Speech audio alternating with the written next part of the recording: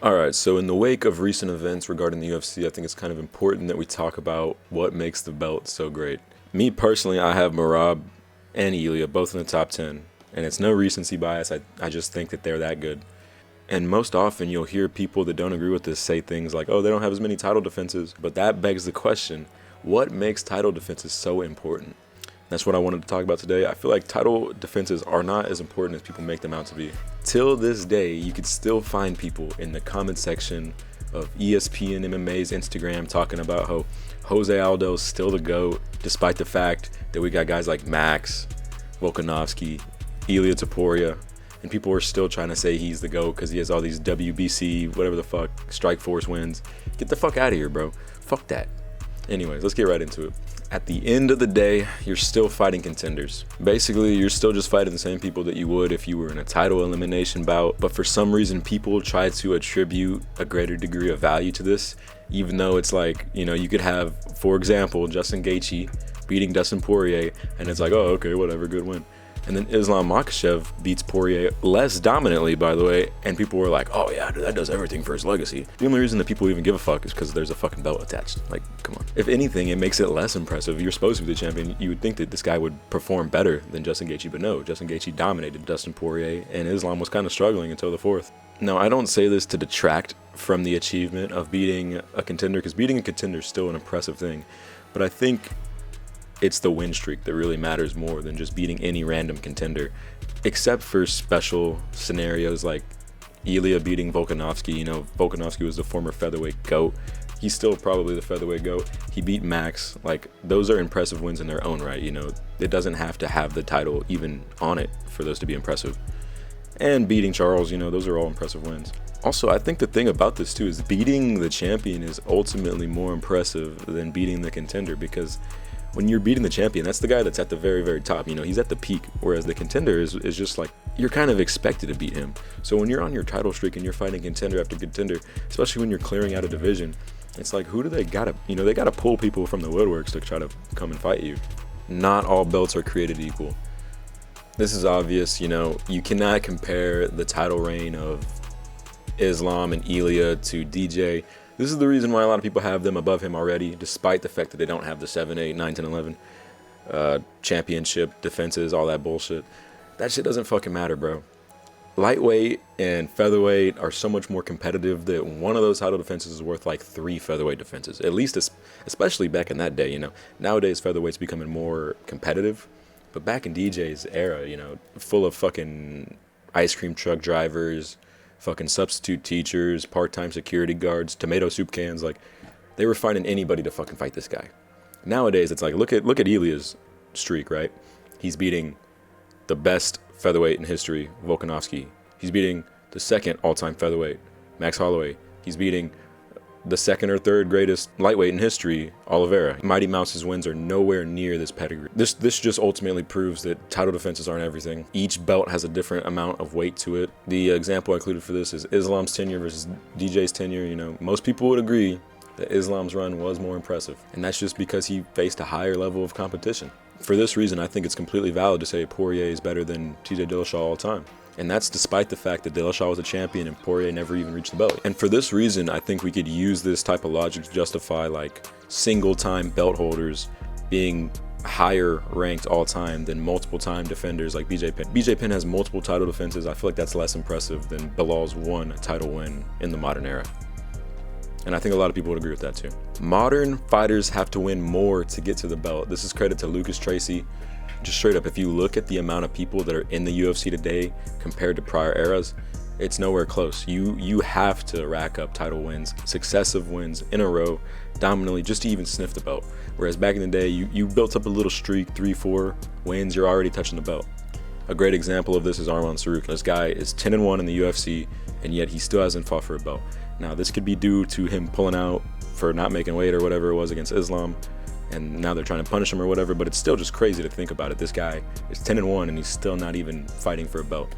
And we expect people in the modern era to catch up to these guys that have 10 title defenses. It's never gonna happen. It's simply impossible. And this is not for a lack of skill or good wins. In fact, it's literally the opposite. People nowadays are fighting so many good ranked contenders. They're fighting young guys that are probably going to go on to be great contenders eventually. So this is why it's exactly the opposite. If anything, it's harder just to even reach the belt nowadays, let alone defend it. Right place, right time. Coming into contact with the belt is almost a little situation. So sometimes there's a little bit of fuck shit that's going on in the UFC, and it leads to people that don't deserve the belt, or maybe they're just getting lucky. They get to get a title shot over other people. A great example of this is Jamahal Hill winning the vacant belt. We have Yuri getting injured. We have Jan and Ankalaev being a draw. This leads to Jamahal Hill getting an opportunity. But in reality, he never really was up to that pedigree. You know, he was never really a championship pedigree level fighter. He looked like a fucking punching bag against Khalil Roundtree. He's getting smoked by Yuri. He's getting smoked by Alex Pereira.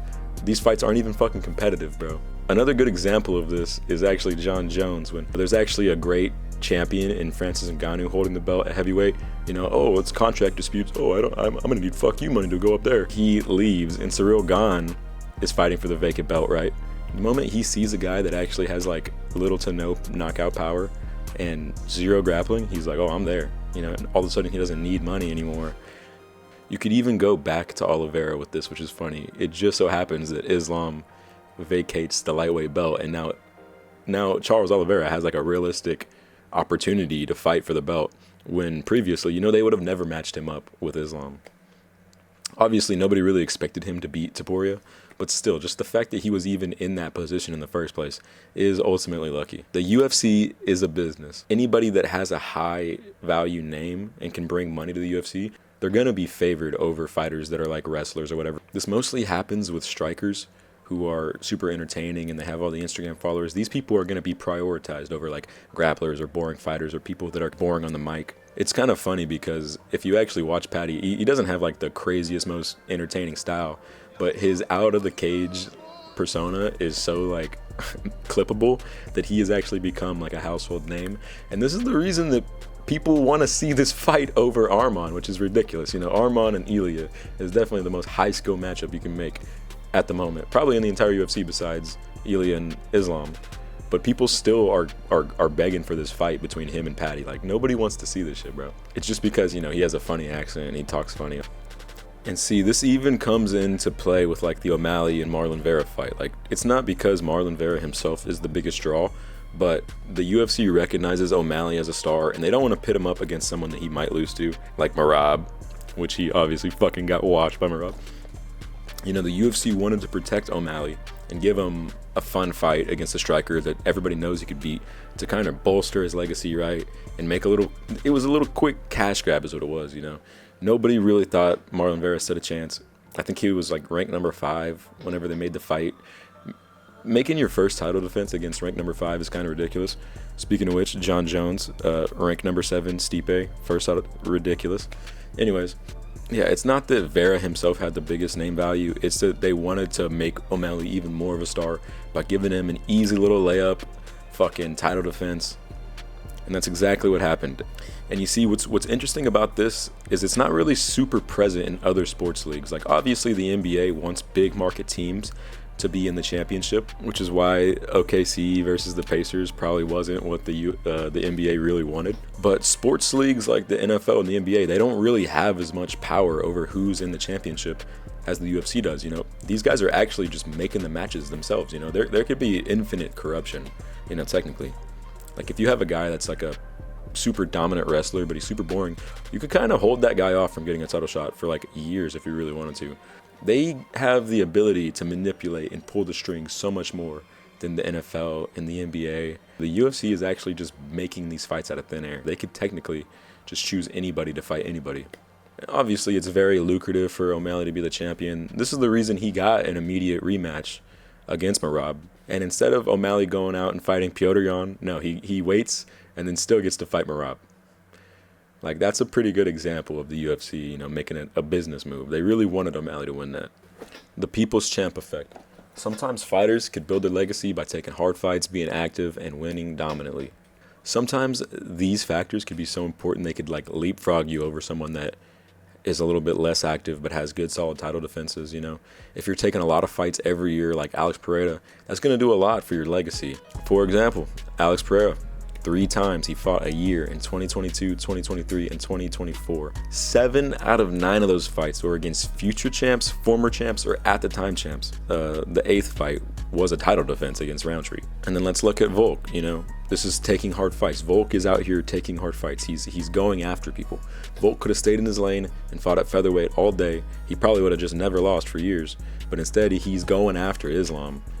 Pound for pound number 1, fighting pound for pound number 2. The complete opposite of ducking.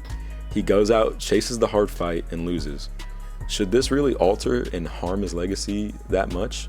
I mean, he could have just, pulled a John Jones and refused to fight him or never even challenged it, right? Should this really harm his legacy that much? He could have pulled a John Jones and just, stayed in his lane and only fought once every 3 years and just taken the easy fight, the opportunistic fight. But no, he dared to be great. He flew a little too close to the sun. And I don't think that should be really held against him. I have a lot more respect for him now because that's the type of fighter he is, And on top of that, in their first fight, Volk actually performed very well against Islam. A lot of people said that Volk won that fight.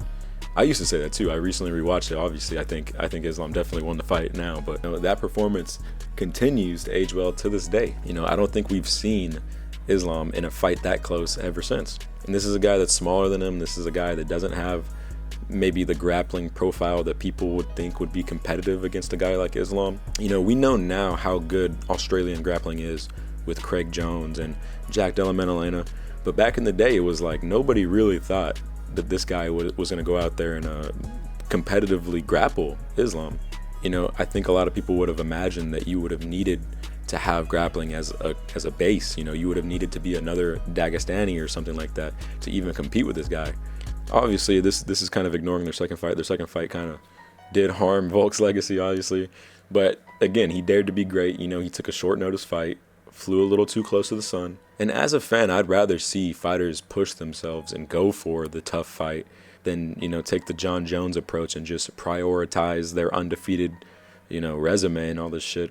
I feel like this is something that's kind of a problem with the fans where we hold that shit a little too highly when we kind of disregard the context and realize, oh yeah, this guy's undefeated, but, look at all the fights he was passing up. Look at how he didn't really want to fight Ngannou. He didn't want to fight Aspinall. You could just go ahead and give him 2 L's right there. If you don't want to fight, that's a forfeit. Volk doesn't forfeit. He's always trying. He's always fighting. That's a real warrior right there, man. Thirdly, we got the dominance. This is the reason that Ilya and Merab, despite the fact that their legacy and their career is so short, this is the reason that their shit is so powerful right now. Highly dominant wins against good quality opponents. Ilya beating 2 back-to-back featherweight goats and then beating a top 3 goat in lightweight.